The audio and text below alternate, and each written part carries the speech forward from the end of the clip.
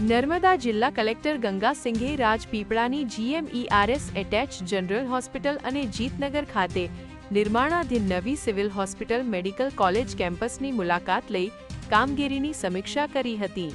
કલેક્ટરે જનરલ હોસ્પિટલના વિવિધ વોર્ડ અને વિભાગોમાં દર્દીઓને મળતી સારવાર દવાઓની ઉપલબ્ધતા અને સ્વચ્છતાની વ્યવસ્થાનું નિરીક્ષણ કર્યું હતું.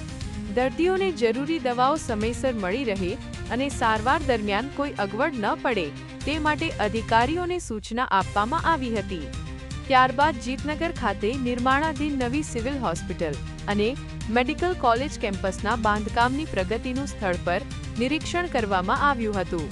બાંધકામ એજન્સીના પ્રતિનિધિઓ અને અધિકારીઓ સાથે કામગીરી અંગે ચર્ચા કરવામાં આવી હતી.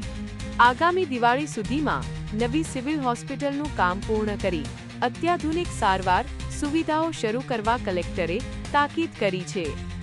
સાથે જ બાંધકામની ગુણવત્તા જાળવવા જરૂરી સુવિધાઓ ઝડપથી વિકસાવવા અને કેમ્પસમાં વૃક્ષારોપણ તથા પર્યાવરણને અનુરૂપ વિકાસને પ્રાધાન્ય આપવા સૂચના આપવામાં આવી હતી. નવી સિવિલ હોસ્પિટલ અને મેડિકલ કોલેજ કાર્યરત થતાં નર્મદા જિલ્લાના નાગરિકોને જિલ્લામાં જ વધુ સારી અને આધુનિક આરોગ્ય સુવિધાઓ ઉપલબ્ધ થશે, જેના કારણે સારવાર માટે અન્ય મોટા શહેરો પરની નિર્ભરતા પણ ઘટશે. ભાઈલાલભાઈ બારી અને 24 news Rajpipla. Daily news update માટે ની 24 ને સબસ્ક્રાઇબ કરો.